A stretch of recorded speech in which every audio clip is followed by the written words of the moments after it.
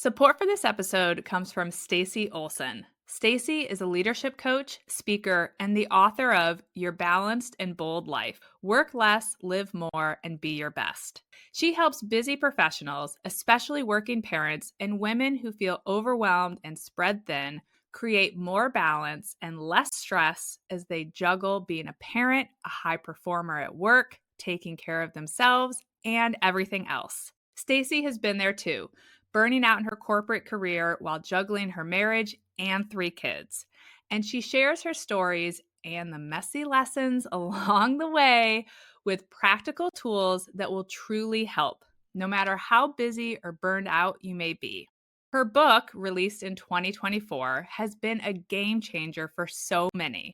Not only did I love it, but clients and listeners of the show have shared how much they enjoyed it and how it's helped them take back control of their days. And while I actually did read this book page by page, I typically like to listen to books when I'm out walking the dogs. So I was so excited to hear that the audiobook version is now available too.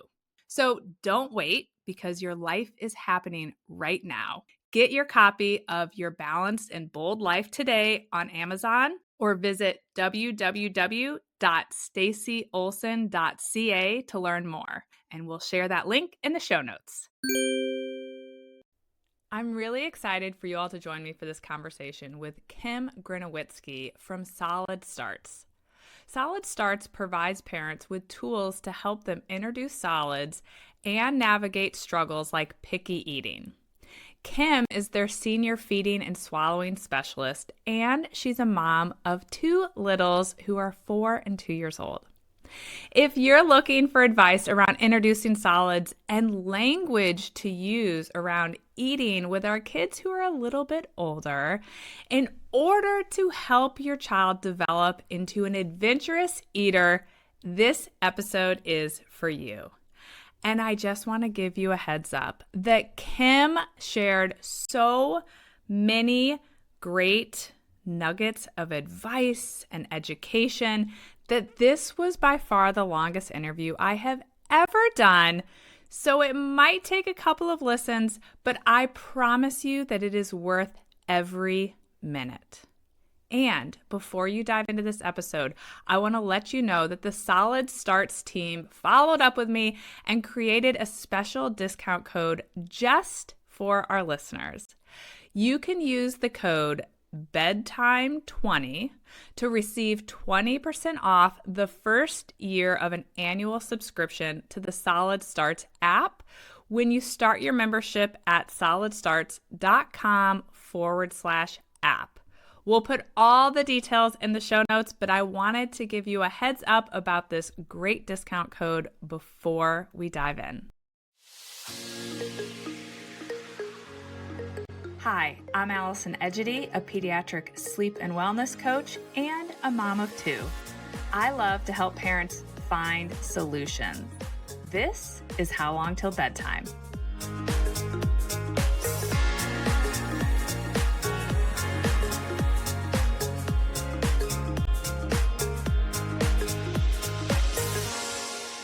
Well, hi, Kim. I'm excited for us to finally connect for this conversation after we had to reschedule because I got sick.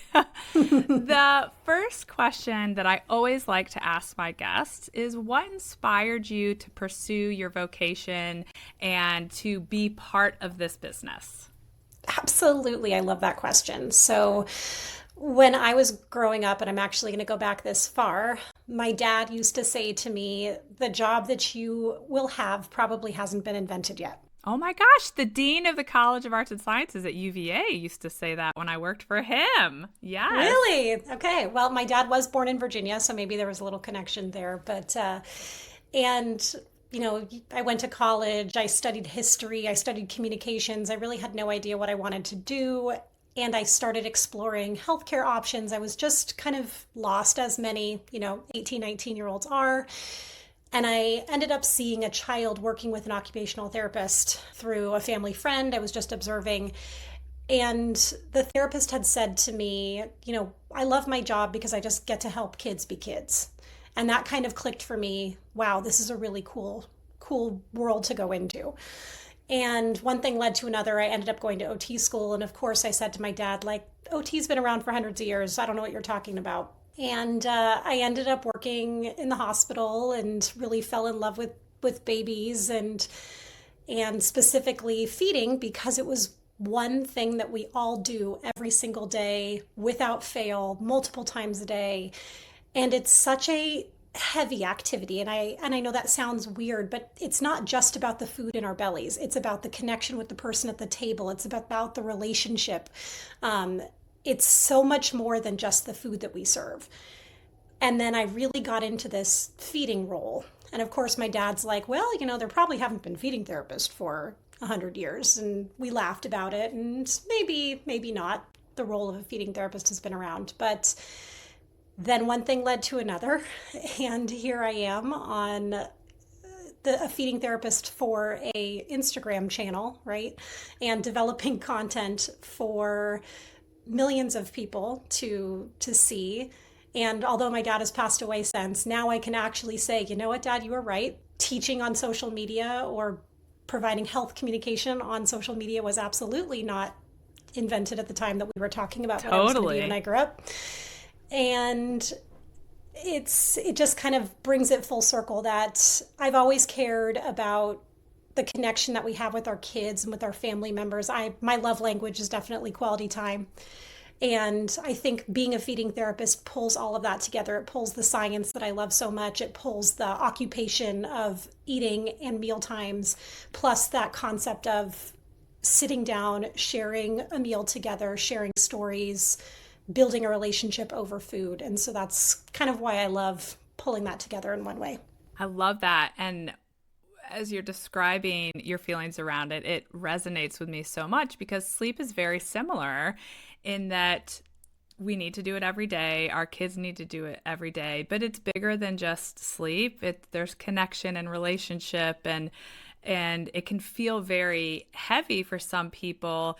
And for some children, and I think it's this way with feeding, it comes easily. And then for some kids, it really doesn't come easily. And then that's when it can really feel heavy. And I often say to families I work with, there are 3 areas that can feel very heavy that we have to deal with daily at some point in our children's life. And that is sleep, eating, and going to the bathroom. Yep. And we cannot make our kids do any of them. All of those things. We can only set them up for success in those 3 areas. And I really feel for parents when they collide. Yep. Which, oh my gosh, often happens. Yeah, and I have one daughter that highly sensitive, classic orchid child. Everything's a little bit harder for her. She's 4 now, and you forget her pajamas for pajama day, and they're in the car. They're not even at home. They just were, not brought into preschool, and the world is ending. Yep. And my 2-year-old just kind of flows in the breeze like a dandelion, and that's how sleep was for her. That's how eating was for her. And my 4-year-old still doesn't sleep through the night and really struggles and had a much more challenging time at the table. But it just has to do with who she is as a person, and we still set up the environment very similarly for both of them, but they're just different human beings. I always say my kids are my greatest teacher, because similarly to you, my kids are polar opposites. One is highly sensitive, struggled with sleep. She's the whole reason I have the sleep business. And the other slept through the night at 8 weeks. Sleep comes really easily to her. Now, they were flip-flopped on the eating. My more sensitive child was a great eater out of the gate. My more natural sleeper, laid-back child was the pickiest. But I'm sure we'll get into that. So I just love this is why I love to hear how people got into the work that they do. So when you and I connected a couple weeks ago just to chat about what direction could we take this conversation, you mentioned the power of language and energy around feeding kids. And that really resonated with me, because particularly when we talk about the 2, 3, 4-year-olds, I am always talking about the power of language as it relates to sleep. I think it's really important. So I definitely want to dive into that. But before we get to the language piece and kind of that older age group, I do want to touch on the basics of introducing solids, because I think that's when a lot of people find you. And I told you right before we hit record that I just had a client tell me that she was super excited. She got into 80 foods by using your app, and her child was about 12 months. So when do you currently recommend starting introducing solids? Because even my kids are only 18 months apart, and I remember when, I can't remember the order of which one, but one of them, they said 6 months. And then by the time 18 months later, I had another one, they were saying 4 months, and it really threw me for a loop on the difference in recommendations. So I'm curious what you all recommend as far as an age to start to introduce solids. Absolutely. So it's a blessing and a curse on our end. We are a multidisciplinary team of people who really like to chase the why.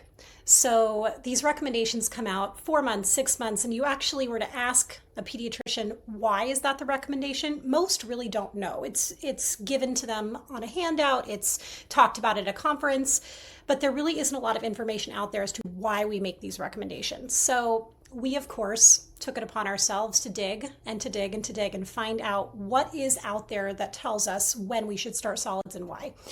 So this comes down to the question of why do we start solids? And yes, we start solids because there are some nutritional components that your baby starts to need.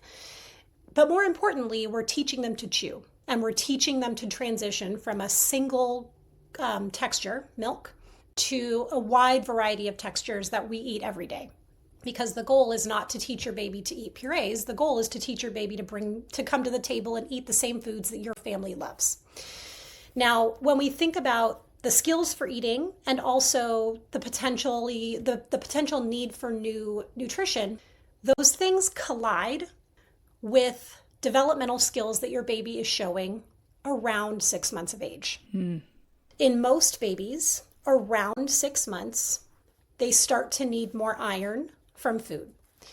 This is a little bit complicated because depending on whether they're receiving all breast milk and formula, or only formula, their iron needs are going to be different. Their iron needs are also different depending on your iron levels during pregnancy, how long they were actually, or you were pregnant with them. If they were born a little early, they're potentially going to have higher iron needs, and everyone's body processes iron differently. So unfortunately, there's no blanket statement that says this is the day that your baby needs iron from food. What we know is that somewhere around 6 months, babies are going to start to need more iron from their diet than they had from their milk feeds before. Around 6 months of age, they also have the ability to sit with support. They're able to hold their head and neck upright. And when they're sitting there, they're able to use their hands to bring things to their mouth. And on top of that, they're interested.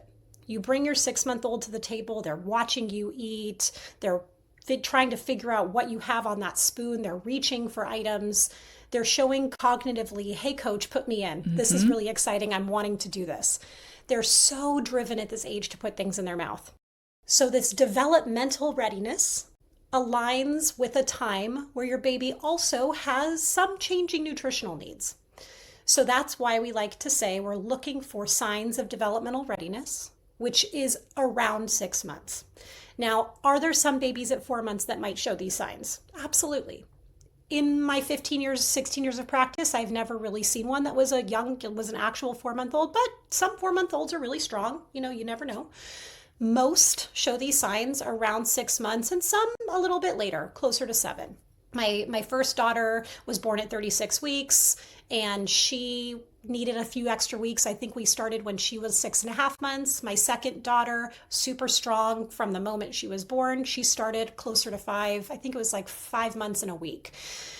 But the signs that we're looking for, again, are that ability to sit. So if they were to be in a high chair, are they the Leaning Tower of Pisa? Are they able to hold their head and their neck upright? Can they bring their hands to their mouth? And are they showing interest in food? Again, most babies will show these signs somewhere around 6 months. All right, so right away I'm thinking, what about the outlier that shows no interest in food? Because I had one of these children. Absolutely. And so when that 6-month window comes and your child is totally capable of sitting in that chair, puts stuff in their mouth, and has zero interest in the food at the table, do we forge ahead? Yes, you forge ahead by modeling. It's not our job to make our child eat, but it's our job to, like you mentioned before, to set up the environment to show them that eating is a place that, or something that's fun and it's something they want to do. When your baby first comes to the table, they're not putting food in their mouth because they're hungry. They're putting food in their mouth because they're curious and they want to learn. Babies learn by putting things in their mouth, whether it's toys, their hands, you name it. So when your baby first puts food in their mouth, it's not because they're thinking that food's going to fill their belly. They have no idea that that even can occur yet. They're putting it in their mouth because their parent is putting it in their mouth or their siblings putting it in their mouth. And they're like, that's really interesting. I want to try this too. So if you have a 5, 6, 7-month-old baby that's really just kind of not into it, hold them on your lap while you eat. Carry them in the kitchen when you're cooking. When you're at Costco, go to the little taster stations and have them watch you eat. Humans are incredible in the way that we have mirror neurons. So our brains fire equally as much when we watch someone else doing an activity as when we do it ourselves. So our babies are watching us and they're watching us to learn. And when they watch us over and over and over again, feed ourselves, put food in our mouth, enjoy meals, they also start to develop that curiosity and desire to do it. Now, if your baby's 7, 8 months and is really just showing no interest, that would be something I might want to bring up to their healthcare provider. Typically, with modeling and showing them that meals are a really positive environment, they'll get there. But sometimes there are underlying medical conditions like reflux or constipation or other GI related things that make the baby not want to eat and not want to put food in their mouth. That is a smaller subset of babies, but they do exist. And if your parent instinct is saying something's not right here, it's not clicking, bring it up to your medical provider and they can get you the help that you need. That's great. Can you explain the just basics to your approach to introducing solids? So it sounds like you want the child to take the lead. So just tell us a little bit about the basics to your approach. Absolutely. So when it comes to most things in child development, we let our kids figure it out on their own. We give them the environment to lay on the ground. We put toys on the side so they're motivated to roll. We put toys in strategic places to encourage them to figure out how to sit up. We don't make them sit or make them play or make them hold on to objects. We let them lead their development every step of the way. But then feeding comes around, and historically, parents have wanted to take control of this. Hold the spoon, put the food in the baby's mouth, encourage them to eat. And if we were to dive into the research on why this happens, at the end of the day, it was a marketing situation. Baby food is a new thing. It's only been around since the early 1900s. And baby food is not something that our ancestors, thousands of years ago, used to have little jars of baby food. But when baby food became a product, it obviously flew off the shelves because of its convenience. It helped at the time women get out of the kitchen. It helped women have other time in their life to do things with their babies, with their families. And convenience absolutely has its place. But if we think about how babies learn to eat, sucking puree off a spoon does not develop chewing skills. What does develop chewing skills is using reflexes to practice these motor patterns over and over and over again. So in the same way, a baby has a reflex in their hand called their palmar reflex. You touch their hand and they grab your finger, which of course we all feel like our babies are holding our hands, but it is also a reflex. That reflex is there to help them learn to grab things. We also have reflexes to help us build chewing skills. So those reflexes are the transverse tongue, which moves your tongue to the side, and the phasic bite, which moves our jaw up and down. In order to make those reflexes do those movements over and over again, they have to be touched. They have to be stimulated. Those reflexes are stimulated by touching the side of the tongue and the gums. Now, if you were to think about putting puree on a spoon and giving it to you or giving it to a baby, they're not touching the side of their tongue and they're not touching their gums. They're just kind of slurping that puree off the spoon. It's a very similar motor pattern to what they're doing from a bottle or the breast. Right. So we want to help encourage the baby to actually touch those sides of the mouth where those reflexes are needed so they can practice those movements over and over and over again. The easiest way to do that is with finger food. But even if that doesn't feel comfortable to you, you can still achieve that by letting your baby feed themselves. So not only does that stimulate the reflexes we want to help them build skill, it also gives them the lead, lets them take control, and lets them do it at a pace that feels right for them. So our approach, no matter what, is to help baby take the lead with their feeding from their first meal. If you're feeling like purees are the way you want to go, that could mean putting the food all over their table so they can dip their hands in and put their hands in their mouth. Because if they put their hands in their mouth, they're likely going to go to the side, touch the sides of the tongue, get the tongue moving a little bit more. They'll probably do a little bit more biting. You can also fill up a spoon with a puree, or even yogurt, guacamole, things that you love too, that you are potentially eating yourselves. Hand that spoon over and let baby go to town. Same thing, the spoon's most likely going to go in on the side. They're going to munch on it a little bit. They're going to move their tongue over to get the food. They're still practicing those skills of moving the tongue and the jaw in a way that they need to build their chewing skills. And they know, oh, I get to do this. I get to be in control of this. This is my activity that I get to do. And when I'm done, I can communicate that I'm done and we can end the activity. Now, if you're feeling like you want to skip the pureed food altogether, you can start with whatever kind of finger food feels fun to you. I tend to recommend to people to pick something that feels culturally relevant or important to your family. My older daughter's first food was pineapple because we were in the middle of the pandemic and I felt very isolated and alone, and I was working in the hospital and it was obviously scary and we just didn't really know what was going on. And the first time I felt her move, I was eating pineapple. And it kind of was that first moment of like normal pregnancy feeling for me. A lot of my prenatal visits were video visits, and I wasn't getting to go to all the prenatal classes that everybody gets to talk. It just wasn't the same experience for good reason, of course. But that was my first moment of feeling like, wow, this is what this is supposed to feel like. My husband and I had also gotten married in Hawaii. My family had lived there for a long time. So it just kind of felt like this really cool intersection of things that were important to our current life and my family's history. And so her first food was pineapple. Which already I'm thinking to myself, that seems odd. It's kind of hard. It wouldn't be easy to chew. I have so many questions. Yeah. It was a long, thin strip of pineapple because a 6-month-old, in order for them to pick something up, it needs to be relatively big. Okay. They don't have the ability to use their fingers to pick up small stuff just yet. That tends to show up closer to 9 months of age. And so it was a nice big strip of soft, ripe pineapple, and she could pick it up with her hand and bring it to her mouth and just kind of munch and suck on it. Now, keep in mind, she wasn't putting it in her mouth to eat. She wasn't putting it in her mouth to fill her belly. She was putting it in her mouth to learn about food. And the videos we have of her are so funny because it was a little sour and a little sweet. And of course, the juice kind of spurted out of her mouth a couple times and it shocked her. And what we were doing there was sharing a food. I was eating the same thing. She was practicing moving her gums or moving her tongue around and chomping with her gums. She participated for 5 or 6 minutes, and then we took videos and photos and laughed and cleaned up and moved on with our day. Now, the goal to making food safe for a 6-month-old, if you want to jump just into finger foods, is most importantly, you want to make sure that it's big enough that they can hold it.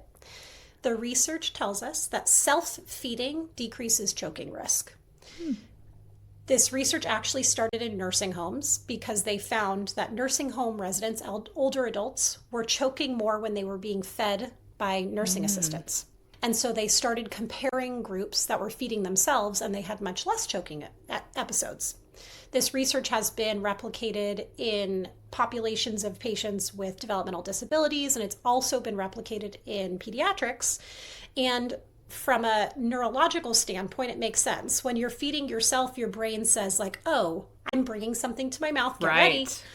I know what to expect. Okay, I'm putting something in my mouth. And your brain gets an educated guess of what that thing is. When they're touching it, is it soft? Is it hard? Is it squishy? Is it wet? So their brain's taking this information to tell your mouth, this is what I think this is going to feel like. So when they put that food in their mouth, their brain is prepared to do something with it. Interesting. Yeah. So you want it to be big. You want it to either be soft, so you could take your fingers and smush it. With the pineapple, it was a very ripe piece of pineapple, nice, juicy, ripe pineapple. So gut, like pressure with their gums could smush it. Or we also like really resistive foods. So if I wanted to, I could have cut all the pineapple off and just given her the core.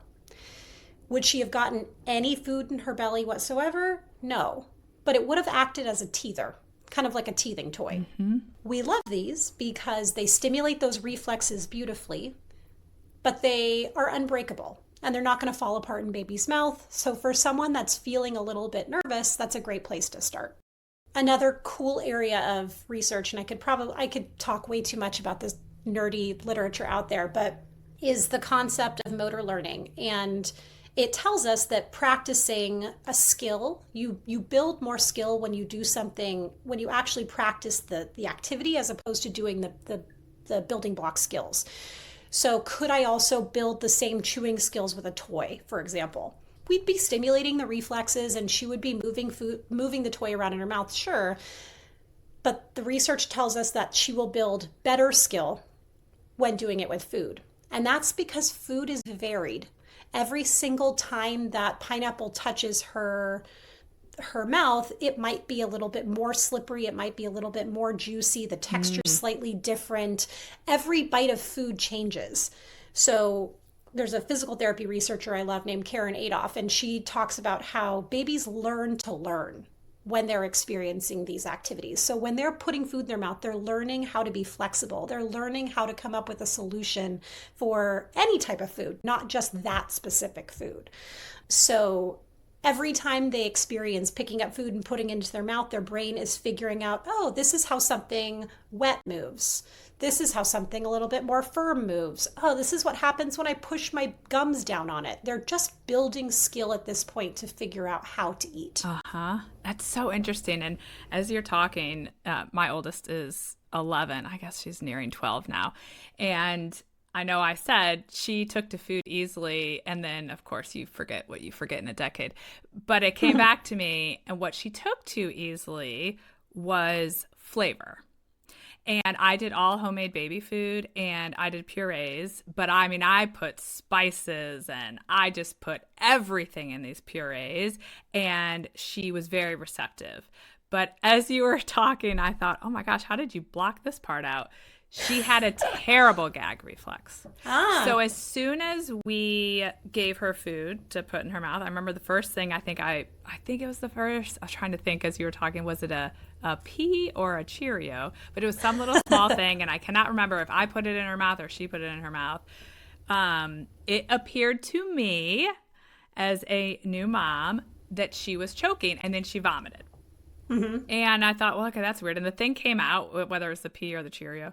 And then there were multiple incidents. So eggs, I tried eggs, scrambled eggs, vomit.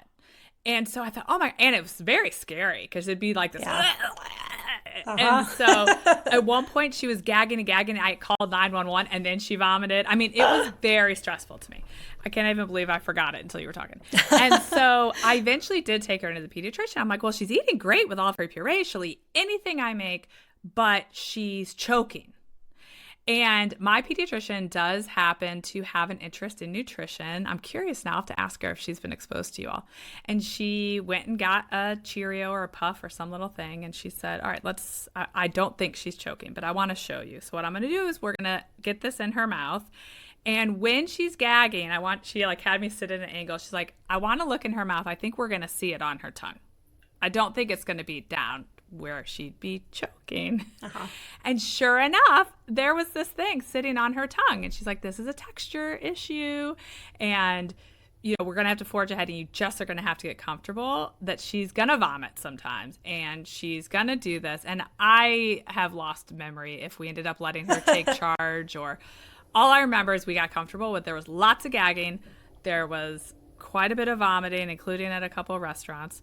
And then she really turned the corner. And then she took off like a rocket and she would feed herself and we could take her anywhere. But I kind of forgot about that. And so everything you're saying is making total sense with how we introduced it, and maybe it wasn't the best way, and she is a more sensitive person, and so the texture, and she still is sensitive to texture. Like she will verbalize. I always joke, she loves olives, she loves blue cheese, she loves all these unique flavors, and then there are certain kind of foods that you would think are a given, and she'll say the texture of that does not work for me in my mouth. It's not even the flavor. The texture makes me want to throw up. Fascinating. Yeah. And I love that you brought that up, because I like to think about gagging as the brain's way of saying something's not right. So when your baby is bottle and breastfeeding, and for those of you that had any struggles with bottle and breastfeeding, you may had a baby that even gagged on the breast or gagged on a bottle nipple too. But gagging is the brain's way of saying, nope, don't swallow that and don't choke on it. I don't want it anywhere near the back of my throat. When we gag, our airway, our breathing tube actually closes. Oh. Because in the event that you throw up from gagging, your body doesn't want vomit to go into your breathing tube. So when you gag, it's a rhythmic bottom-up contraction of your food tube to push things out, and your airway closes down for a quick minute. Now, when all your baby is used to is breast milk or formula and sucking it to swallow, they know how it moves, they're familiar with the flavor, they're familiar with the temperature, their brain gets it. But then you transition to food, whether it be big pieces or purees, because a lot of babies gag on purees too. The puree goes in their tongue and it spreads all over their tongue, and their brain's like, what the heck is this? Gag. I'm not supposed to have it. I'm not supposed to have it. Get it out. Or they have a little piece of food in their mouth and their brain goes, wait, this isn't right. This isn't right. Gag. I need to get it out. So one of the things that we love to do for babies that are super gaggy, especially those that are gagging to the point of throwing up, is work with those food teethers, like the pineapple core. Another one we love is a mango pit. You can do a spare rib with all the meat cut off. Something that's hard, that will not break up, that they can bring into their mouth. They can physically remove it from their mouth, and it provides lots of touch and pressure input to the inside of the mouth. All of that touch and pressure helps the brain say, okay, I get this. This is making sense to me. I can understand how this moves. And that helps the gag reflex dampen a little bit. It helps the brain make a connection to what's going on in the mouth, because we can't see it. Like when we're learning to move our hands and our body, we have visual feedback, right? But we don't have feedback of what's going on inside our mouth. But that touch and pressure gives that to our brain. So if you have a baby that tends to be really gaggy or is struggling with small pieces of food, those bigger pieces can be really helpful. When your older kids are learning to catch a ball, they learn to catch a beach ball first, because we are able to figure out how to get and I am not an athlete, so I can barely catch a beach ball now. But you learn to get your arms around a big thing. Your body learns to do big movements first.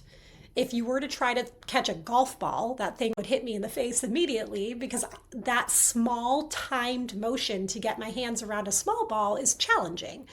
We learn to chew the same way. If we give big pieces where their tongue gets to do sweeping motions and their brain's getting lots and lots of information, then when we move down to smaller pieces, their brain's like, oh, I know how to do this. I know how to move the food to the side to chew it. I've got this. This is normal. I know what I'm doing here. And the big flavors are also giving lots and lots and lots of sensation to the brain to say, do you feel that? Do you taste that? Your brain is learning from everything that goes in its mouth. That makes so much sense. Gosh, as I'm sitting here, I'm thinking, this is exactly why I created this podcast, to help parents find resources and solutions. And I would have benefited so much from Solid Starts when I was feeling lost and anxious and not sure what to do. And food and eating was a priority of mine, and still is, as a parent. And I'm so excited that this is a tool and that people will listen to this episode and hopefully have never heard of you and come your way. So love it. I'm curious your thoughts on homemade food versus store food. So you've brought this up a little bit of how the origins of of baby food, which I'd never really thought of. And I'm curious your thoughts on that now. Store-bought foods are great for convenience. And I think everyone has to consider what their life looks like and how much time they have, what their financial resources are, because store-bought foods are not inexpensive. And we have to decide what works best for our family. Now, if you want to go with purees, that's an option. And full disclosure, when my two kids come home from school at 3 o'clock and they're both crabby, I take a pouch out of the fridge and give it to them while I'm trying to, get my house organized. In my mind, those are where I use these things from a convenience perspective. I'm trying to get my 2-year-old to sit in the cart at Target so I can get my shopping done. Absolutely buying a pouch and giving it to her to keep our day going. But I also know that those foods are very homogeneous. They're blended with very, very high, or they're blended and liquefied with very advanced technologies that basically remove every single lump and bump in those foods, which can lead to challenges with children managing more varied textures, kind of like what you were describing with your oldest. So the cool thing about if you want to go down a pureed route, if you're doing homemade foods, they tend to have a little bit more lumps, bumps, variety in them. Definitely. The other thing that I like is that it's much more likely that you're going to make something at home, like mashed avocado, that you're also going to eat, as opposed to the stuff out of the jar. I don't know many parents that really want to, take a bite of that jar of baby food with their baby. But it's probably more likely that you'll eat some of the mashed potatoes that you've made for your baby as opposed to the stuff that comes out of the jar. And like how we started this conversation, those mirror neurons and that modeling of eating is so very important that when you are serving foods that you've made at home, or just foods that maybe you've made for dinner and have modified to be safe for your baby, you're getting that modeling aspect of them watching you eat the same foods. So if buying food off of the shelf is what you want to do and that works for your family, that's great. There's no reason to not do it. You can smear those all over the table and let them finger paint and use their hands to bring them to their mouth. You can also use them as dips. You can use them to mix into other foods, like squirt some of that puree into oatmeal to give it some more flavor. There's a variety of ways that you can use them, even by pulling in family foods and using those purees. Purees are also typically provided by WIC. So some of the low-income nutrition programs many times will provide purees. We actually have a completely free guide of how to use those purees as well to supplement what your baby's getting. But there's definitely a time and place for it, and you just have to make the decision of whether it's something that you want to do. But I don't want anyone to feel like you have to buy baby food. The other thing or that you're committing a crime by using it. Exactly, or that you're committing a crime by using it. It's completely your choice. I will tell you, though, you don't have to buy the baby yogurt. Regular Greek yogurt is less expensive and exactly the same thing. It just doesn't say baby on the label. It's just one of those things that you can do if you want to, but don't feel pressured to do it. And if you do want to, go for it. And the baby food topic is another one that makes me chuckle in the sense of my own parenting journey, because there are so many things where I went into parenting, sleep falls into this category too, thinking this is definitely how I'm going to handle this. Before you have kids, this is how I'm going to handle it. And food was one where I'm going to make my own food and I'm not getting processed baby food. And I was really on my high horse, and I did crush it with my first. I made all those foods. I sent her food to daycare. I was super, and it went well other than the gagging, but the puree, she took down like a champ. And then my second came around and, my ego was pretty big and I was like, yeah, okay, I got this. And at this point now my other one was over the gagging and things are going well. And so I get going on my purees, and she had zero interest. She did not have the gag issue. She literally would just spit it out. She would not take in any of my homemade food. And I don't remember what age it was where finally, probably for all these reasons you mentioned about developmentally their needs, the pediatrician said she actually needs to be eating some form of food right now. And so I'd like you to go buy some baby food and see. And I was like, really? That seems so stupid, but okay, fine. So I went and I bought this baby food. And I will tell you, the first thing I did was take a taste of it. And I was like, this is disgusting. And it's so bland and whatever. Loved it. She loved it. Devoured the very first jar I opened. Took it down. I don't know if it was the smoother texture, if it was the bland she ultimately did become a very picky eater, but she loved baby food, and I literally had to ditch the homemade food. And it was one of those times where over the first few years of parenting, my mantra had to shift. I had to get off my high horse to I reserve the right to change my mind. Totally. And I would have loved to feed her homemade baby food, but I was working full time.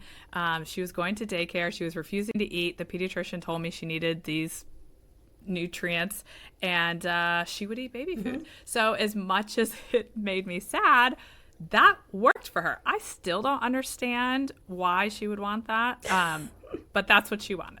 I mean, with my first, it was in the pandemic. We were like, my husband and I were both I was working in the hospital, but only a few days a week, and then taking clients from home the other days, and he was fully working from home. So we had all of the time. In hindsight, it's funny to say we had all the time, but we were trying new recipes all the time. And my daughter was exposed to all kinds of fun stuff.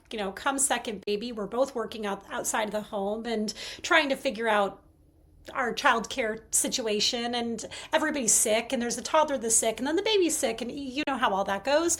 And my second daughter definitely had like very, Mondays were pasta, Tuesdays were like, it was so much more rote, but it's just, that's where we were in our life at that time, and you just got to roll with it. You just, you do the best you can with what you know at the time and the circumstances. Yep, exactly. So another area that I think, as someone who's prone to anxiety, in addition to the choking anxiety around food, I think another big anxiety point is around food allergies. And before I dive into your thoughts on that, another question that I often have in my head, but I haven't asked an expert, is why, when we were growing up, food allergies weren't so much a thing, and then now it is so prevalent. So I'm curious if you have thoughts on that. And then also just your general approach to what you think parents should know about food allergies as it relates to introducing food. Absolutely. So I do want to start by saying I'm not an allergist. I've had the incredible privilege of working with really intelligent, unbelievable pediatric allergists throughout my career. So everything that I'm going to share with you is based on my knowledge from them. And food allergies can be very scary for a lot of families. And I think it's helpful to know that most babies and children will actually not develop a food allergy in their lifetime, but it is important to introduce those foods to help prevent food allergies. So I'll circle back to your other question kind of as we go through this, but there was a groundbreaking study called the LEAP study that came out that showed that when babies were introduced to peanut protein, their risk of developing a peanut allergy significantly decreased. And I'd have to look it up, but I think it was upwards of 85 or 88% decrease in risk. So these studies were showing essentially that introducing peanut early, so when baby shows signs of readiness, and maintaining peanut in the diet a few times a week through age 5 significantly decreased the risk of children developing a peanut allergy. This research has been replicated, and it's very strong specifically for peanut, dairy, and egg, these 3 allergens. Allergists today are recommending introducing all of the top 9 allergens, which are, and let's see if I can get them all out here, peanut, dairy, egg, tree nut, soy, sesame, finned fish, shellfish, and wheat. Finned fish and shellfish allergies are a little bit less, the research is not really as robust in those areas, and most shellfish allergies specifically develop later in life. So if you're going to focus on any, try to focus on the other 7. But the research is very supportive in introducing these foods early. So when baby shows readiness, and trying to keep them in the diet as often as possible.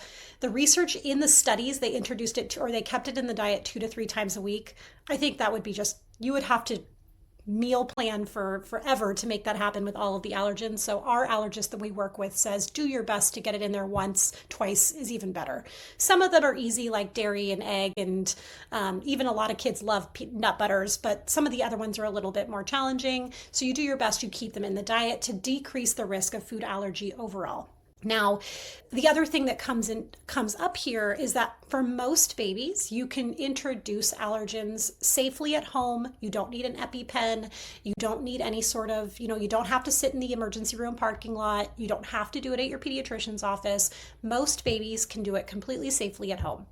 Our allergist recommends starting small, so starting with even as an eighth of a teaspoon. It doesn't need to be a big amount of something like mashed up scrambled egg, or you can do peanut butter and thin it out with a little breast milk or formula. You can put it on your finger, you can put it on a spoon for baby, and you expose them to that allergen, and then you wait about 15 or 20 minutes. Most food allergy reactions are going to show up within the first few minutes of having the food.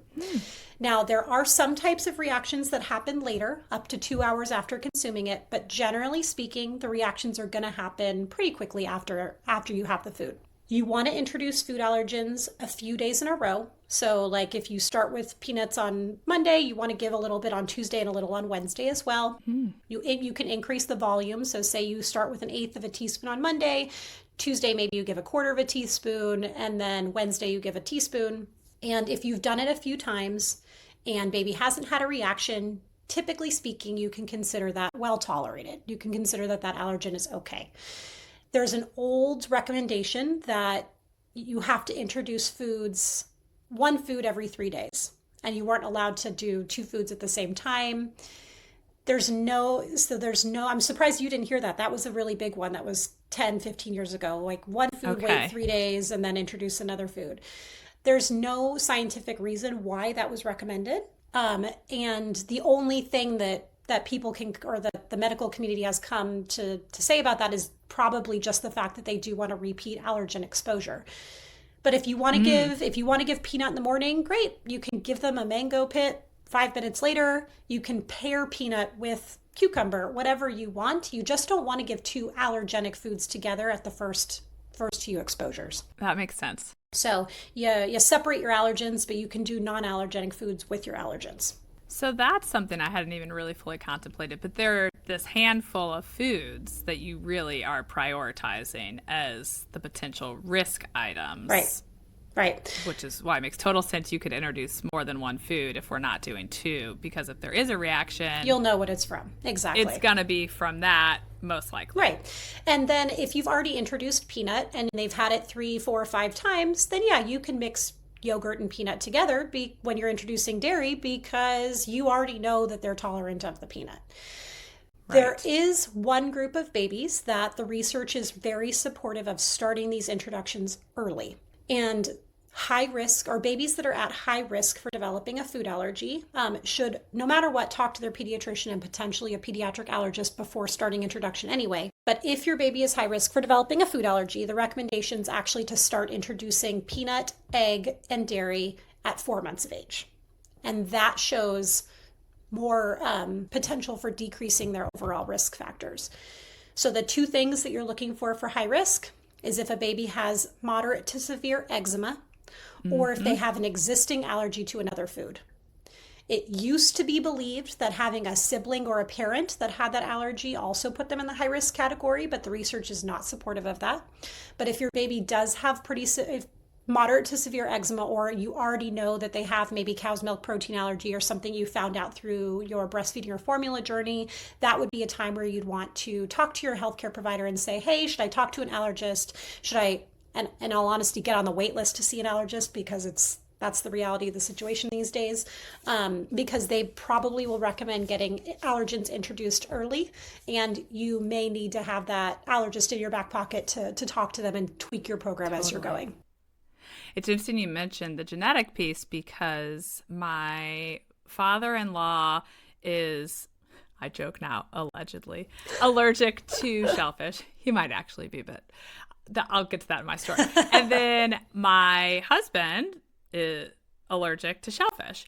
And so for me, I don't even know that I asked the pediatrician, but I'm thinking, wow, my father-in-law, my husband, I don't have it in my anxious body to introduce shellfish to my girls. So I never did. And there's a little part of me that was like, so what? I love shellfish, but like, it's not the worst thing if you live your life without shellfish. And then my oldest started to say, I'd really like to eat that shrimp. I see you eating that. And, I'd like to eat it. And so I was so anxious. I said, I'm going to get us on the wait list for the allergist. And now we've waited so long. I know I did you a disservice. So let's get in. So we go in, and he was lovely. And he said, tell me more. He was curious. Why do you think this? I said, well, my father-in-law and my husband. He goes, really? Does your husband eat, what did he ask? Octopus? Does your husband eat octopus? And I said, yes. He goes, that's a shellfish. And I was like, what? And he's like, does your father-in-law eat octopus? I said, yes. He's like, shellfish. And I know there's two types, whatever one that one's. And he said, okay, first of all, I'm going to do the testing. We're not going to mess around. We're going to do the back scrape testing and make sure she's not, because you're here. And then we are actually going to have to introduce it in a way because you've waited so long, even if you're not. And so we did, and she ate shellfish. And then he really gave me a good pep talk for my daughter, who's just 18 months younger. He's like, you are going to go home today, and you are going to introduce the shellfish. And similar to you, he's like, it's going to be a little bite. And then it's going to be another little bite. And then there's another one. And he's like, I just want you to get over this hump. The chance of her being allergic is not very high. And if she is, you will have time for the distance to this hospital. And so he's like, you don't have to bring her and you can do it. So I did. He talked me into it. But then as I was leaving, he said, do you want to send your husband in? And I said, I do. So my husband went in. Now at this point, he had some allergic reaction as a kid that led them to diagnose him with it. So he did have to do the very extensive testing. But he's not allergic to it. Oh my gosh, see? And so we joke. Like, probably my father-in-law isn't either, but he's 80, and my husband's always like, don't not bring gonna this change up to that. him. This is not worth it. And I'm like, he's missing out on all the things. But what he said is, it's also not genetic. So the reason he was kind of suspect about my husband immediately is he's like, this is not a genetic allergy. So the chance of them both being allergic is pretty slim. Yeah. So I found the whole thing super interesting. And now both of my kids, they eat oysters. I love that. Yeah. Well, and to circle back to the question you initially asked, like, why does it feel like food allergies are everywhere now? And, right. And from what we know, it's because there was a period of time where the medical community was telling families to not give kids allergens until way later into childhood. So babies and toddlers were not getting exposed to these allergens, and allergy numbers completely skyrocketed. And then the LEAP study came out, which actually started in Israel, because one of the very common first foods for babies in Israel are something called bamba, which are essentially peanut-based little puffy snacks. And the rate of peanut allergy in Israel was quite low. And so that's kind of where this theory came out of, like, maybe we're not making the right recommendations here because the food allergy numbers have just absolutely gone up. And the allergist that we have on staff, is she's like, I hope that I put myself out of a job. I hope that we get these allergens introduced appropriately at the right time, to the point where no one needs me anymore, because allergy rates have dropped so low that I'm not even necessary. We know that that's probably not going to happen in her lifetime, but that's her goal. That's so interesting. All right. Really took a lot of time on that, but everything you said is so interesting. So I do want to touch on language around older children's food. So let's talk about the toddlers and the preschoolers. And sometimes, it can be so tricky with that group. They're also very opinionated and they're verbal. And I had a very picky eater. It's very annoying and stressful. And so let's talk about your general kind of approach to feeding this age group for the group that has become pickier. Yeah. So I first want to put it out there. I talked about my highly sensitive kid. I'm not, and I'm going to talk about my approach here, not from the sense of like I'm a clinician telling you. I want to say I used these strategies in my own home. I experienced the absolute frustration of having a child that would scream and cry and push their food away. I've been there, I've been in your shoes. And I still maintained the same kind of environment and used these same approaches with her. So I just want to I want to make sure that everyone knows that this is not a do what I say, not what I do situation. This is something I experienced myself. And I know that these strategies work because my 4-year-old loves to eat whatever now and is very exploratory. But it is very normal for toddlers to refuse foods that they used to love. It is very normal for toddlers to throw food. It is very normal for toddlers to not want to get in the high chair. It is very normal for toddlers to spit and to cry and to scream and to request to nurse instead of eat, to only want snacks, to only eat one thing on their plate and push it away. All of that is very normal. If your child is doing those things, take a deep breath and say, this is my toddler's brain development. This is not me. My toddler's being toddlery, and they're being toddlery because they're supposed to. They're learning how to be independent. They're learning to have opinions. They're learning what happens when they scream and cry. They want to see how their parent's going to react. They want to know what boundaries are around them. They're learning preferences. This is all about what's happening inside their brain. So we as parents, which I know how frustrating this is, especially when you are at low capacity and you've had a long day and you're just like, just freaking eat. Like, I've been there. And you have this fear about your child going to bed hungry. Yep. And you have which this I fear. Hear a lot. Yep. And you have this clients. Fear. And I'd be interested to hear your take on this too, because when you look at the research, like, it's not really strong correlations between between toddler eating behaviors and sleep. 100%. And I know that you and it was funny with my first, I never cared about her refusing food because she woke up 100 times a night anyway. So I'm like, you could eat or you could not eat. It doesn't matter. Like, literally, it never even crossed my mind because for her sleep has always just been so challenging until we got her adenoids out, and then things were a little bit better. But I can totally understand that fear of like, oh, if they don't eat dinner, they're going to wake up and I'm going to not sleep. And then my whole house is going to be a disaster tomorrow because nobody sleeps. But if we can control a few things. We can control what we serve, and you've probably heard this before. We can control when we serve it. And then the thing that I want to bring here that's most important is we can control how we show up at the table. So we can control if we show up open-minded and curious, and we can control whether we keep ourselves organized and calm when our child decides to lose their shit. And if we remind ourselves that their behaviors are their communication and they're saying to us, this is too much for me right now, or they're saying, this isn't what I expected, or I want something else, or I'm disappointed, I thought I was having pizza, whatever it is, their little brains can't communicate those words to us. So it comes out as, no, yucky, throw, push. And if we try to approach these situations with empathy and connection first, a lot of times we can work through them. So if you have if your toddler sits down and they're screaming and they're crying and they're pushing their food away and they're saying no, the first thing I recommend that you do is you connect with them.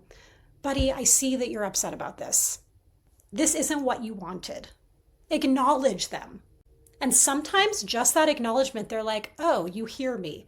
Not always, and sometimes it completely continues to spiral. But starting by helping calm the situation is going to be your best bet. There is no way you're going to get through to a screaming toddler while they're screaming. In the same way, there's no way you're going to get through to your screaming husband when you're fighting either, right? Like, we all have to calm the nervous system first. So if there's a way that you can help your toddler calm down, that's going to be the first step. A lot of times I recommend bringing them to your lap.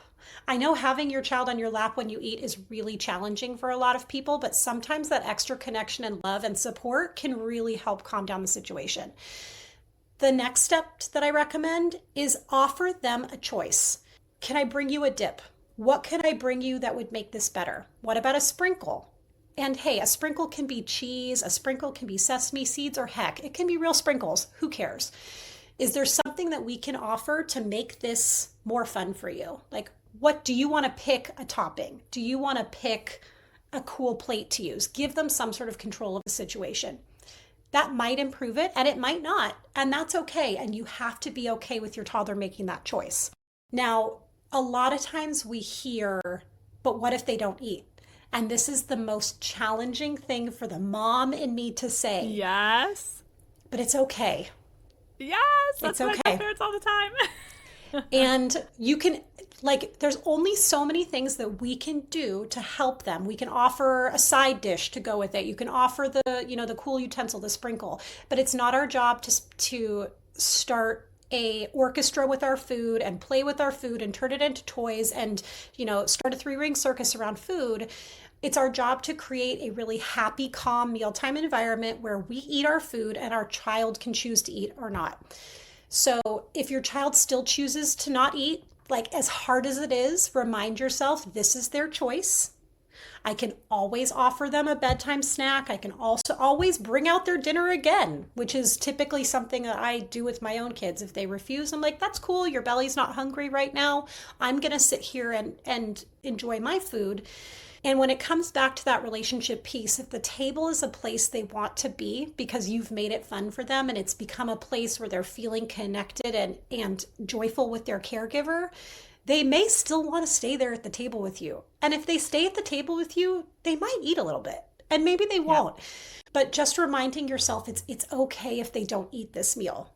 Now, if your toddler is refusing every single meal and they're dropping foods left and right, and there's really nothing that you can do to interest them in food, and there's no force feeding happening, and something just feels off, there are people out there, there are feeding therapists out there that can help with this. And sometimes it can be a sensory issue like you were talking about with your child. Sometimes there's a variety of other underlying issues. Maybe they don't chew well and they're afraid of putting food in their mouth because their chewing skills aren't really up to snuff. There's a variety of things that we can problem solve to figure it out. But in a lot of scenarios, toddlers just need some boundaries around, this is a nourishing food that I'm bringing to the table. You're not bringing something wild and crazy that they've never seen before, that's a scary, that's not moving on the plate. There's no reason that they can't. And if they choose not to at the time, it's okay. But showing up with yourself organized to be like, my child may have opinions on this, and that's okay. They're allowed to feel disappointment. They're allowed to feel hunger. And I want to cap this off with one other thing, is that something that I find parents doing a lot that sets them up for failure is saying things like, oh, my child won't eat that. Or, oh, my kid's not going to like that. Your child can never learn to like a food that they aren't offered. Mm-hmm. Or they ate it once and didn't like it, and it becomes your narrative. Exactly. Like, oh, she doesn't like that. And it's like, oh, we're further planting that seed. We're watering it. Exactly. You're watering it. And again, mirror neurons. So when we are saying, oh, you're not going to like that, they're saying, oh, mom says I'm not going to like that. I'm definitely not going to like that. I'm not going to try that. That's not going to. And so I like to encourage families to have a growth mindset of saying, you haven't figured that one out yet. Try to remind yourself that we can learn to like a wide variety of foods. And it's completely okay that we have preferences. Everyone has preferences. And the goal is not necessarily for your toddler to eat every single food under the sun. But you do probably want your toddler to be able to go to grandma and grandpa's house and find something that they can eat. You want them to be able to go to a party and be able to pick things that'll work for them. You want them to be able to eat a dish at a restaurant and be like, I don't love this part and I can use my fork to push it over, but I like this food over here. It's right. Teaching this flexibility around food that we all would benefit from at the table. And honestly, the flexibility we all need with our thinking in life. Yeah. Yeah. So my second, the one that wanted the baby food, became a very picky eater. And I was at a business conference and met an occupational therapist who specialized in picky eating and ended up working with her. And it was a game changer. And looking back on it now, I think part of it was my energy shift.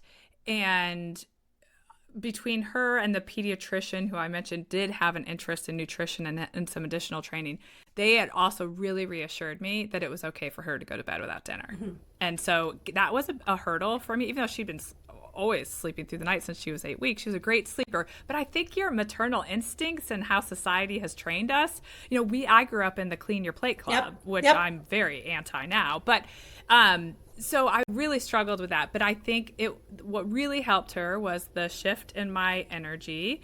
And then also there were, of course, a lot of tools I got, but family style of like, she was older. She was not like a little toddler by the time I found this person, but really I think only had 12 foods she would eat at the time. And so family style, like she had to put stuff on her plate, but she didn't have to eat it, was an approach that worked well for her. And she always had a safe food because she has so few foods she would eat. And she always had that safe food, but I didn't even do any of the extra, like, she really didn't like sauces or dips, but I didn't even jazz it up. And then we just sat there and I changed my language, like sometimes because I'm a very adventurous eater now, but I grew up in a house that wasn't. I would say, do you know I didn't like Brussels sprouts until your dad cooked them this certain way, and now I really like Brussels sprouts. Connection. You're connecting. Yeah. So they were kind of intrigued. Both of my kids were.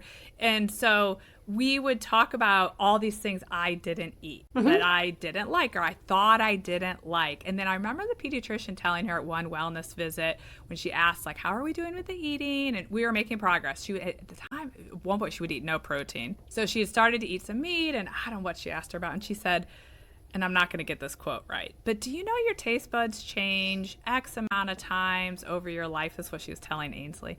And she said, so you don't like something right now, because she'd said, like, I don't like that. She said, well, you don't like it right now. Won't it be so interesting when you're curious to put it back on your tongue in a week, a month, a year, if it tastes any different? And there have been so many times, I'll tell you where she is now at the age of 10, but so many times where she would put something in and she goes, oh, Mom, I think my taste buds changed. It kind of tastes good. I kind of like it. And slowly but surely, she started to acquire more foods. And maybe 2 years ago, we were in France, and I really wanted to go to this Michelin star restaurant. And at this point, I would have said she's an adventurous eater. And obviously, we didn't have a babysitter. So I said, girls, what do you think? Think you could do like 4.5, 5 hours at this restaurant? They don't have any sort of kids options. Like, you're going to have to go all in.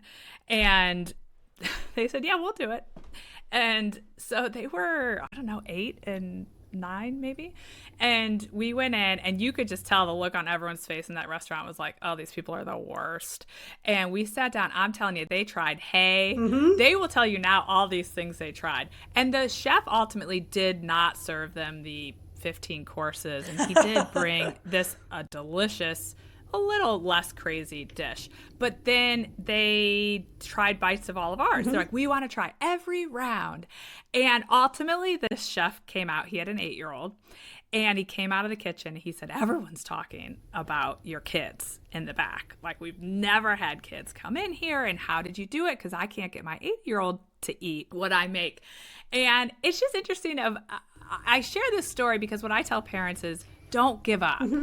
When parents say my kids won't eat anything, I say, let me tell you, my daughter went to bed, and she still does at the age of 10. Sometimes she goes to bed without eating dinner. She has zero interest in it. I said, she skips so many meals. She had a point where she could only eat 12 foods. And once I got professional help, once I got help and guidance and the tools I needed, both around my mentality and my approach, and I just stayed the course and set her up for success. I don't think all kids will end up liking going to a Michelin star restaurant, but we can only hope. She just like took off like a little rocket, and now she takes a lot of pride in it. And it was not because I jammed it down her throat. Right. I just set her up to be more curious about food. Exactly. It's kind of the approach we take. Like, won't this be interesting to see?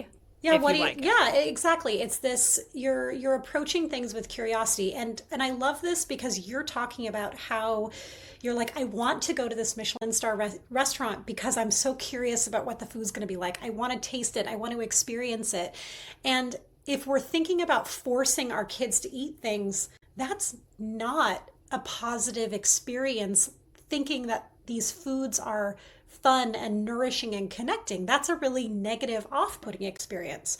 So if you just think about it from like the gestalt of it, if you're trying to have an adventurous eater that loves mealtimes and food, the environment has to be set up for that.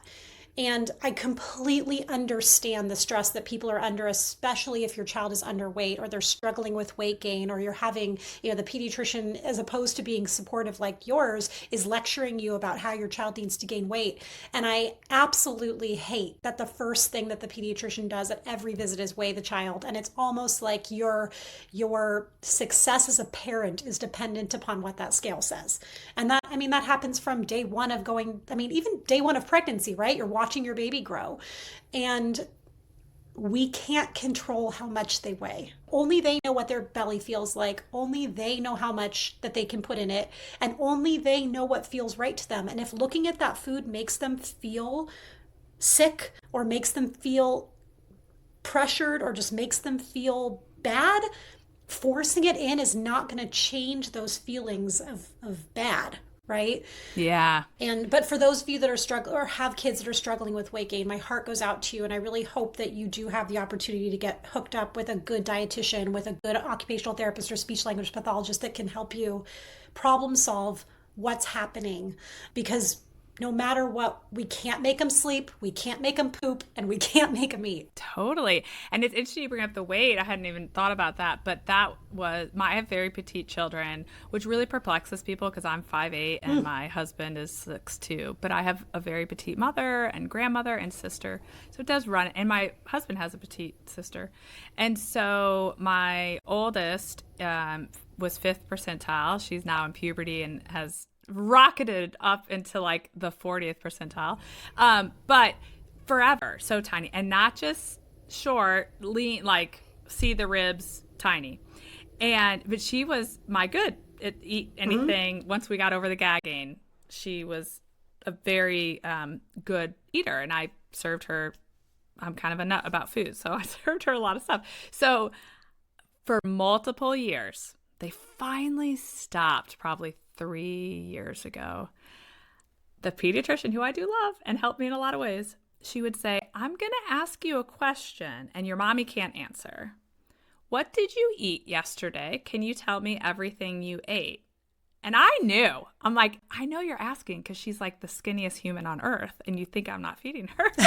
And so she would say, I could picture the room we sat in with one day. She goes, oh, okay. I had 2 avocado. I ate the whole jar of olives. And she just rattled off. She ate more than I would eat in a day. She rattled off all the things. And the doctor said, all of that in one day? She goes, yeah, yesterday was one of those days I was just really hungry. And the pediatrician looked at me. I said, I don't starve her. She eats. She's not the other one I do have concerns about. The other one doesn't eat. This child is just a tiny human. And we all come in different shapes and sizes. And like there's this perception that like you're supposed to be a certain percentile, and percentiles are just where you fall. Yes. And she's still very lean. She's grown some, but she's just very lean. But there was that moment of like, they're judging me that my person is tiny. Yeah.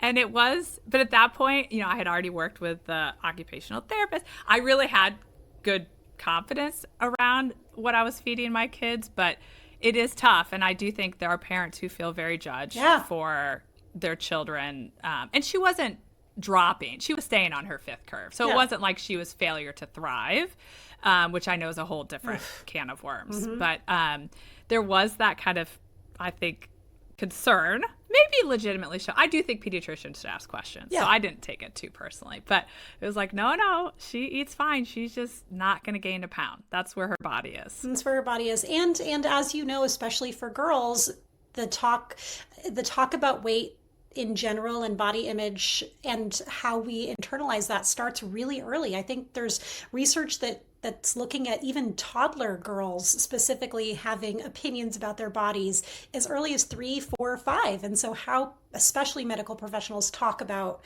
weight in front of them is so important. Yeah.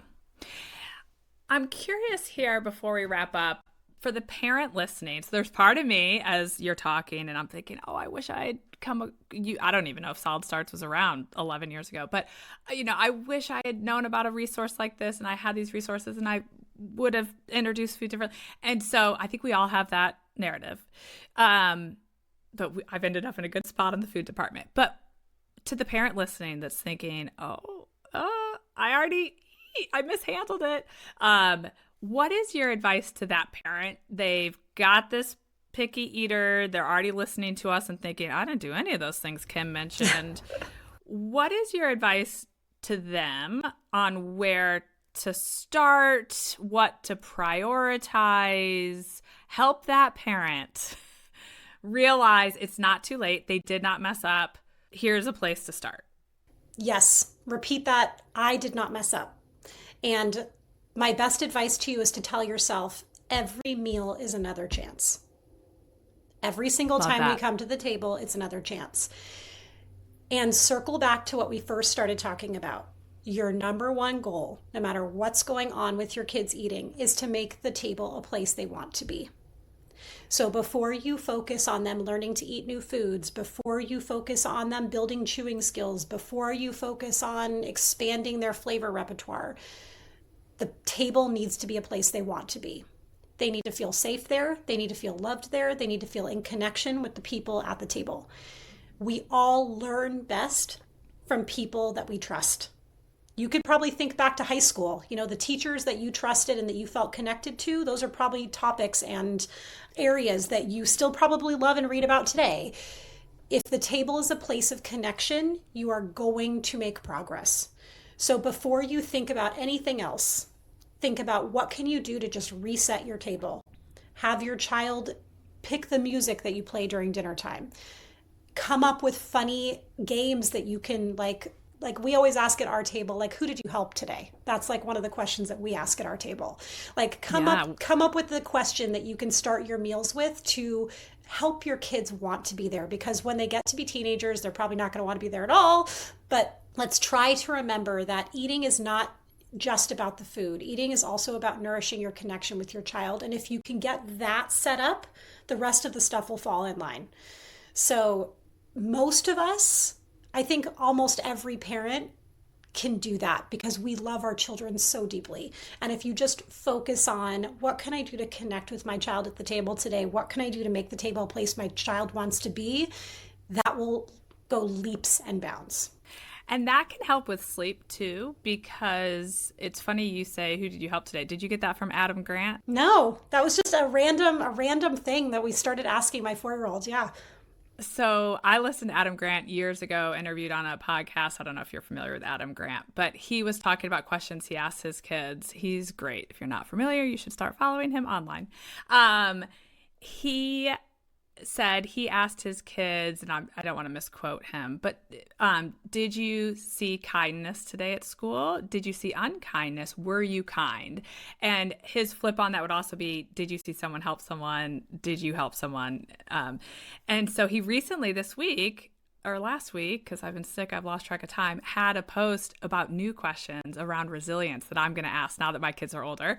And I said, oh my gosh, he had the kindness one, and then he added onto it. But I encourage parents that are struggling with their toddlers and preschool and elementary age children chatting a lot at bedtime, wanting to unpack their day and to connect with them at the dinner table. Because I say we can not always fix all the unpacking, but we can start to get them unpacking the day by questions like, did you experience kindness at school? Did you see someone be kind, or were you kind? Or the helper question. And it was a game changer for us when I started it, because it helped my kids look for kindness and it helped them look to be kind. So it started to get to the point, it took about, I'd say, I think one of mine was around 4 when I started, maybe 10 days of doing it, of them being like, no, what? And I was like, oh my gosh. But I'm like, stay the course. Mm-hmm. And then they started to come to the table with something, and it led us in so many great directions. And then it reached the point where they'd hop in the car and pick them up at school, and they'd say, oh my gosh, I did something kind. Oh, I saw Susie do something Yeah. kind. And it was so great, but it can help with sleep in the sense that we can get our kids starting to unpack some of those things that they sometimes think about right at bedtime. And they're trying to unpack when you're like, oh my gosh, we got to Yeah. turn off the lights. So that's interesting that helps with the eating as well, but it makes sense because now you've kind of come to the table ready to discuss something. It's bigger than just eating. And you're putting your body in rest and digest, right? You're calming your nervous system. And the other thing I want to mention here, especially for those of you that have not 4-year-olds, you're talking about your 12-month-old, your 18-month-old, you're like, my kid can't answer that question, or they're not going to understand. It doesn't matter. These are habits for you to get into, and you're going to do it over and over again. We ask my 2-year-old all the time, like, who did you help today? And she'll like, blah, blah, blah, and say something about Paw Patrol. It has nothing to do with the question, but it doesn't matter. The point is that we are asking her, we're connecting, she's connecting back with us. And now that's a habit that we have every dinner. That's what we start with. And in the next, 4 or 5 years, they're going to know, just like your kids do it when they get in the car now. It's just get in the habit of doing these things from the beginning. And then they're easy. They're mindless. You don't even think about it. You just know that that everyone comes to the table and you're immediately going to have this moment of everyone sharing about their day. So in that example of the 2-year-old, because my kids were definitely talking and engaging when I started this, so in our house when we did it, my husband and I would share too. Mm-hmm. And I was joking, it took us a little practice too to come prepared. With the 2-year-old, are you saying, well, I helped, or I saw, are you sharing yours? How are we modeling the exercise? Absolutely. So a lot of times my 4-year-old, we'll start with my 4-year-old because she always has some, silly story to tell about whatever happened in preschool that day. And then a lot of crayons fell on the floor. Yes, exactly. Or, I found a bike helmet underneath just the most random things that your 4-year-olds do during the day. And then typically my husband and I will go and share something, and then we'll ask the 2-year-old. And again, the 2-year-old sometimes says something that makes sense, and other times she'll say that she helped her teacher wipe her butt or something. You never know. It's a random thing that comes out of her. But we always respond and we're like, oh, Blythe, that sounds so interesting. It sounds like you were really helpful today. And we talk about food in the same way. Like if my 2-year-old has not had a lot of food refusal stuff, knock on wood. But if she ever does get a little bit pokey around food, like we'll talk to her the same way. Oh, it seems like this doesn't look good to you tonight. Like it sounds like I try to help her with language too, so she learns to communicate these things.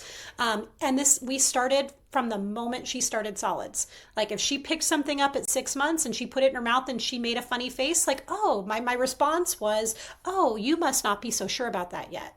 Oh, you're learning about this yet, or you're learning about this today. So you're not saying you don't like that. No, from the beginning. And now my 4-year-old will say things like, my tummy's just not so sure it wants that right now. I'm like, okay, cool. I hear ya. And we're helping them build language around these things, whether it's about sleep and my 4-year-old with sleep will also say like, my body just really needs you to help me calm down right now. Okay, cool. Thanks for telling me exactly what you need. And we're helping them build language around these things that they don't have. And yes, it takes a long time. It takes a lot of modeling. It takes a lot of examples. But eventually, every single time that you do it, it's sinking in a little bit more. And then eventually you're going to have an 11-year-old that says something like, I really want to try that shrimp, Mom. It looks like it tastes really good. Why aren't you letting me have it? So I want to, on the language piece, to kind of finish with, are there 2 or 3 things you would say we should avoid saying? Because sometimes I find that most helpful. So it sounds like, and you've kind of touched on it, and then we just touched on it again, we want to avoid saying, oh, you don't like that? Mm-hmm. This is why I always tell parents, like, don't say, are you scared of the dark? Yeah. Because you're planting the seed. So like, oh, are you scared of the dark? It's like, oh, should I be scared of the dark? And so it makes total sense to me that you're not going to say, it seems like you don't like that or you don't like that. Are there other things when people say it that you're like, let's try not to say that? This is a silly one, but I prefer if you use the word taste, not try. Oh. Taste is an exploratory word. If you say, what does this taste like? The answer is not yes or no. If you ask, will you try it? The answer is no. And also, try has a perception of like, well, if I try it and I like it, then do I have to eat it? If I try it and I don't like it, then what? If I try it, there's just more heaviness to the word try. Taste is, what's it like? Tell me about it. Does this taste like other foods that you've had before? Is it spicy? Is it sweet? Is it soft? Taste is a word that encourages curiosity. And a lot of times for kids, they're more willing to explore something if we're not try assumes you're supposed to eat it. Taste is I'm figuring this thing out. So I prefer using the word taste over try. And so are you asking, will you taste this? No, I typically ask like, what does this taste like? Okay. Or like if I put something, say we're doing something new. We had artichokes for the first time recently. Like we steamed artichokes, and my 2-year-old hadn't had them before, and she kind of was skeptical. And I took a leaf and I dipped it in the butter, and I ate it and showed her how to do it. And I was like, to me, this tastes like, and I just used words that related to me. And I was like, this reminds me of, this reminds me of these flavors. It feels like this in my mouth, because that was helping her get an educated guess of what to expect. And she doesn't have a ton of language at 2 to tell me what she thinks it tastes like, but at least that was more exploratory and curious for her. And so that taste word, if you want your child to explore something, ask them what it tastes like, or if it tastes like something familiar, or even you can give them words. Do you think this is cold or hot? It can be as silly as that. But just try it has a little bit, it may seem like semantics, but it's going to probably work. It's going to get farther than you think. And then I think the most obvious one, and you kind of brought it up with the Clean Plate Club, but it's just this concept of just take one more bite. Try not to encourage your children to eat past their levels of hunger and satiety. Our generation of parents, a lot of us grew up in that Clean Your Plate Club, yet we also grew up in this really nasty, negative diet culture. And so I think we are all in this very uncomfortable back and forth place of, I'm supposed to clean my plate, but I'm also supposed to have this unbelievably unachievable thinness that makes me more beautiful or better than others, which we know is not the truth, but that's our lived experience. And the best thing that we can do for our kids is to help them learn to listen to their body and to have balance in their life. So yeah, all of us, or many of us, love cookies, right? And our bellies feel the best when we have a little bit of everything. So if we've had a little bit of fruit, we've had a little bit of chicken, and yeah, we had a little bit of cookies too, because cookies are delicious. But our belly does the best when we're balanced. We don't have all cookies, we don't have all strawberries, we don't have all whatever it is. But it's not our job to decide what their bodies feel like. It's our job to ask our children how their bodies feel like. So if you think that they haven't eaten enough and they're pushing food around, I would encourage you to say instead, have you checked in with your belly? Is your belly still feeling full? Is your belly feeling full? Is your belly still a little bit hungry? And model it yourself. Like, I'm checking in with my belly. I still think there's some room in there. I'm going to have a little bit more. They're not going to pick this up on the first time you use it, but the more you do it, the more likely they will be able to use that language. And for a while, they're just going to be saying it and it's not going to mean anything. But eventually that brain-body connection is going to happen, and they're going to be like, oh, my tummy's rumbly. I'm hungry. I'd like to have some food. And when you pour the Halloween candy out, they're going to be like, ooh, this is great, but I know that I ate something else today, so my belly's not going to feel sick after I've had, they'll be able to learn to be more intuitive with their eating, and that takes time. It takes a lot of time and practice. And then when my kids eat a ton, which will happen sometimes, it's like, whoa, they put more in their body than I could ever eat. Sometimes I've been with my dad, for example, and I'll cringe when he's like, good job, you ate everything on your plate. He's like doing the whole thing. And what I try to say is, oh, it's so interesting that you were so hungry today. It makes me so curious if you're about to have a growth spurt. We're going to have to keep an eye on it. And inevitably, my kids seem to grow in little chunks. And their pants will get short. And then I'll say, Oh my gosh, isn't that so funny? Do you remember like 10 days ago, you were eating so much, you were so hungry, and I said to you, I wonder if you're about to grow. And look at that, now you have flood pants on. And they'll crack up. And so now when they're so hungry, they'll say, oh, get ready, I'm about to get taller. They're trying to compete with each other, although the one is taken off. But they were like the same size forever. And I'd say, oh, you might pass your sister, getting ready to grow. But I think even that shift about being thoughtful when they do eat a lot, whether they don't eat or do eat, of controlling the narrative is important. I've been on a health journey, and I got very stressed when I did go on, I guess what I call a diet. I've learned I don't avoid the word diet anymore for my autoimmune disease. And I cannot for the life of me remember what expert I was talking to, because it predates this podcast. And I don't know if it was a client. And I said, can I pick your brain on this? I have a lot of anxiety around this very strict diet I'm going on and the perception my children will have. And she said something that I thought was very interesting. She said, I want you to let go of that. You can say you're on a diet. Forget about society's view on it. And what you want to do is explain what you're doing. So I am only eating these foods because my body needs some time to heal. And then I'm going to start to learn how each of these foods makes me feel going forward, because my goal is to be strong and healthy, and food affects how strong and healthy I feel. And it actually has been an amazing journey for my children to do that, to talk through that. And so we do sometimes talk about diets in our house. Like they'll say, Mom, is that in your diet right now? And I'll say, yeah, I've been tolerating that well. I can eat that. Or oh, I ate that yesterday. I'm not feeling very good today. And it's been interesting to navigate trying to get over that negative view on food that I grew up with, but then also being on, I guess, quote, diet myself and the language around that. But what I've learned is our kids pick up on this stuff so readily, even if you're kind of trying to avoid it. Like, that's how observant they are. And it's amazing. So I think the language around food, that's why I wanted us to chat about it. I'm so curious about it because it's like language around anything.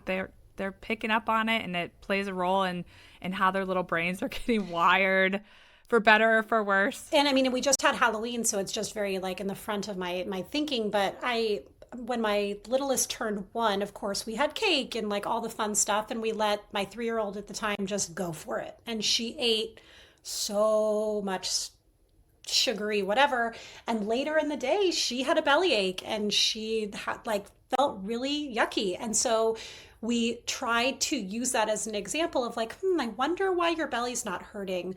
What did we eat today? You had a lot of sweets and stuff. Did we have anything for balance? And like, we just tried to like talk her through, like, I wonder if your belly's hurting because you had a lot of crap, right? Yeah. We're not trying to put that on a pedestal or, take it down from a pedestal or say she did something bad. We're just trying to connect the dots that sometimes when we eat a whole bunch of sugary stuff, our bellies might not feel great, in the same way that you're figuring out certain foods right now make my body feel better than others. And I want my kids to love delicious cakes and ice creams and cookies and whatever. Right. And I want them to know that, hey, you eat however much you want, and there might be a situation where you eat a ton of that and your belly's not going to feel great, or your belly might feel fine. I don't know, but it's just trying to connect the dots that when we have a varied diet, we're probably going to feel the best in the majority of situations. Well, and I've always told my kids that what ultimately I settled on for when I feel the best, which I don't always do, which is fine, is that I have a vegetable, a protein, a starch, and a healthy fat. And my younger daughter's more curious. Funny that picky eaters become very curious about it, about understanding what falls into each of those categories. And there are days where, let's say she's going to have to do her standardized testing at school. She'll come down and she'll say, I would like for breakfast some spinach with olive oil. That's my vegetable and my healthy fat. And then I would like an egg. That's my protein. And she'll like go through it. And sometimes I'm like, but then I think, No, that's great. And then she'll say like, oh, I felt great all day. I wasn't even hungry all the way to lunch. I'm like, isn't that so interesting? Because when you balance it, I used to not have sweet potato in, and then I'd be hungry. And then when the nutritionist had me add the sweet potato, I stopped being hungry. And I thought that was so interesting. That was like the missing piece of my balanced meal. Now, I will say my other daughter is like, y'all are nuts. Yeah. Good luck to you. Where's the Halloween candy? And so not all kids will go down that path. But I always, with her, she'll say, when I go to college, I'm going to eat all the things you don't put in this house. And I always say, I bet you will.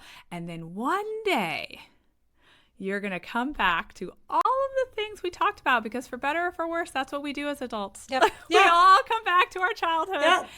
And then maybe you'll be interested in any of the things I've talked about with food, and maybe you won't. And we can only control what they eat for so long. Yep. And then they go to school, and then they go to their friends' houses, and then they drive themselves to wherever. And all we can do is know that we gave them a really good foundation, and we've taught them to listen to their body, and we've taught them to hopefully make good choices. And, that's really all we can do. Same with sleep. We can only control it for so long, and then they're going to go off and they'll decide what kind of sleepers they want to be. My 4-year-old's not going to sleep with me when she's going to college. She'll be okay by then. That's so true. It's funny because people often say, are you anti-co-sleeping? And I say, no, I'm pro what works for your family and all things food, potty training, sleep. I don't think there's one right approach. It's just the best approach for your family. And I joke that I'm one of 4, and the youngest co-slept with my parents well into middle school, I think. Don't say that to me. I'm really hoping this phase is going to end.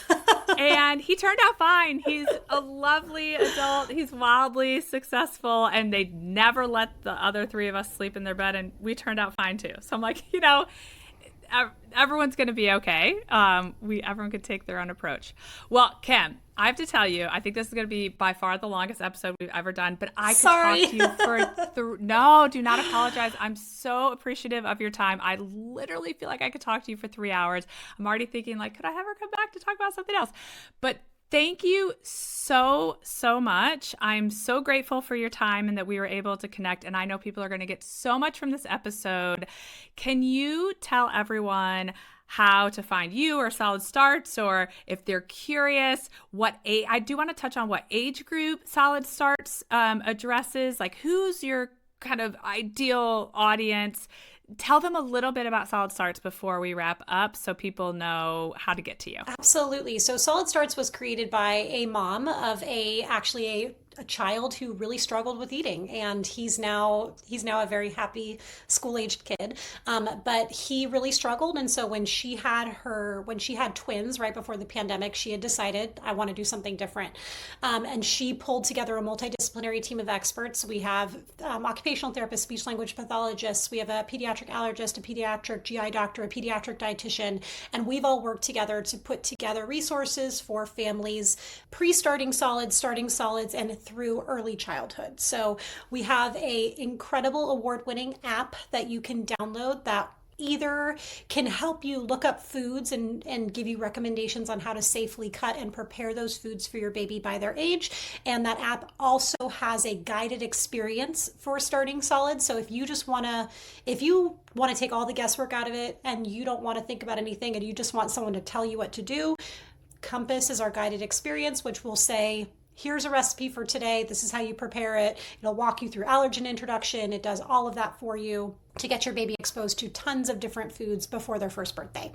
We also have a website that has an unbelievable amount of information on a variety of topics, from everything from gagging to spitting to choking to stuffing food in their cheeks to food refusal, you name it. We've got a really robust search bar. Just type in the topic and there will most likely be a really, really long, wonderful article there to help you. And then we also have resources specifically for toddlers. So dealing with this oh so fun selective behavior. We have an entire guide that's just about high chairs, because getting your toddler to the chair can be a really, really big challenge. That we've got guides on toddler food refusal, on throwing, on other behaviors, on teaching your toddler how to eat risky foods, because we do have to teach them how to chew things like grapes and nuts. So all of those resources are available for toddlers. And then we also have resources available for those of you that are dealing with the more challenging, what we'd consider picky eating or pediatric feeding disorder kind of behaviors, where things are a little bit more than just typical toddler selectivity. Those resources are available on our website as well. So our Instagram is @SolidStarts. You can always DM us or send us an email, and we will try to help you or get you in the direction you need to be.